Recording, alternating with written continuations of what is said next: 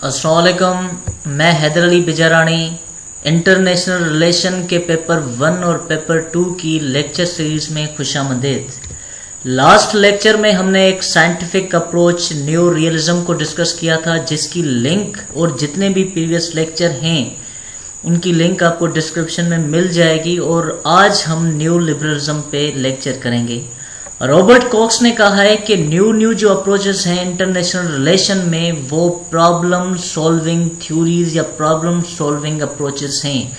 इसलिए problem solving approaches हैं क्योंकि वो स्टेट के अफेयर्स को हर एंगल में स्टडी करते हैं, वो कंप्रिहेंसिव स्टडी करते हैं, वो किसी एक यूनिट में स्टडी नहीं करते, जिसकी वजह से ही इन थ्योरीज को प्रॉब्लम सॉल्विंग थ्योरीज कहा जाता है। अब आज के इस लेक्चर में जो मेरे पास रेफरेंस है वो है book the globalization of world politics की एडिशन नंबर 4, जो जॉन बैलेस और स्टीव स्मिथ ने लिखी थी। अब न्यू लिबरलिज्म एक ऐसी थ्योरी है जो क्वालिटी ऑफ लाइफ को इम्प्रूव करने की बात करते हैं।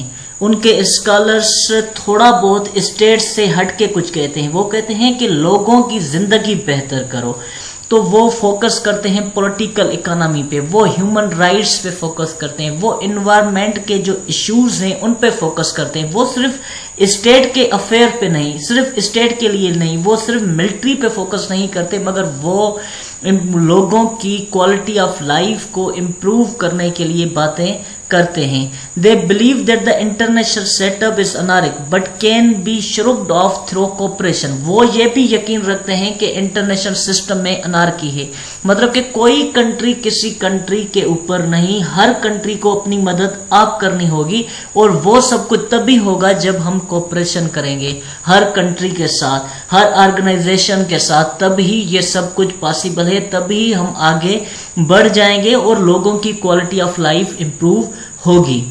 अब यहाँ पे मैं आपको बता दूं कि ग्लोबलाइजेशन ऑफ वर्ल्ड पॉलिटिक्स में ये कहा गया है कि 1993 में डेविड बेडविन ने 4 वैरायटीज ऑफ न्यू लिबरलिज्म को डिफाइन किया था। वो था commercial new liberalism, Republican liberalism, sociological and liberal institutionalism. अब कमर्शियल लिबरलिज्म क्या मतलब कि इनका ये मानना है कि आप दुनिया में प्रोमोट करें ट्रेड को, मार्केट को प्रोमोट करें, जिससे ही पीस प्रोमोट होगा, जिससे ही प्रॉस्पेरिटी बढ़ेगी, लोगों के दरमियान लोगों की मयार जिंदगी बेहतर होगी। ये न्यू लिबरलिज्म के लोग कहते हैं। दूसरा पॉइंट ये कहते हैं कि दुनिया में डेमोक्रेसी को लगाओ। जब डेमोक्रेसी लगेगी तो जो नीचे लोग हैं, जो मिडिल क्लास से भी लोअर मिडिल क्लास हैं, वो आगे आएंगे और उनसे लोगों की मयार जिंदगी बेहतर होगी। और ये भी कहते हैं कि इंटरडिपेंडेंसी को बढ़ाओ, कोऑपरेशन को बढ़ाओ, दूसरी कंट्रीज के साथ, एक कंट्री के लोग दूसरी कंट्री के लोगों के साथ भी कोऑपरेशन करें, जिससे भी मयार जिंदगी बेहतर होगी। और दूसरा बात, ये लिबरल जो इंस्टीट्यूशंस हैं उनको सपोर्ट करते हैं। देखें, इंस्टीट्यूशंस को लिबरलिज्म ने भी सपोर्ट किया था, मगर लिबरलिज्म ने सिर्फ किसी एक इंस्टीट्यूशन के लिए कहा था कि भाई जैसे यूनाइटेड नेशन बनाओ, यूनाइटेड नेशन बनने के बाद क्या होगा, यूनाइटेड नेशन बनने के बाद दुनिया में पीस प्रमोट होगा। मगर ये कह रहे हैं कि बहुत से इंस्टीट्यूशन कायम करो, जैसे यूरोपियन यूनियन, मतलब कि इकोनॉमिक कोई यूनियन हो, जैसे कि यूनाइटेड नेशन हो, या कोई हेल्थ की जो ऑर्गेनाइजेशन है, वो इतने बड़े इंस्टीट्यूशन बनाओ जिससे भी लोगों की मयार जिंदगी बेहतर होगी। अब यहाँ पे मैं आपको बता दूं, जैसे मैंने पास्ट में जो लास्ट लेक्चर किए थे उन सब में स्टेट की एक्टर था, इसमें भी स्टेट की एक्टर है, मगर इसमें स्टेट ओनली एक्टर नहीं, क्योंकि दूसरों में स्टेट की एक्टर भी था, ओनली एक्टर भी था, मगर यहाँ पे वो लोगों की मयार जिंदगी बेहतर करने की बात करते हैं।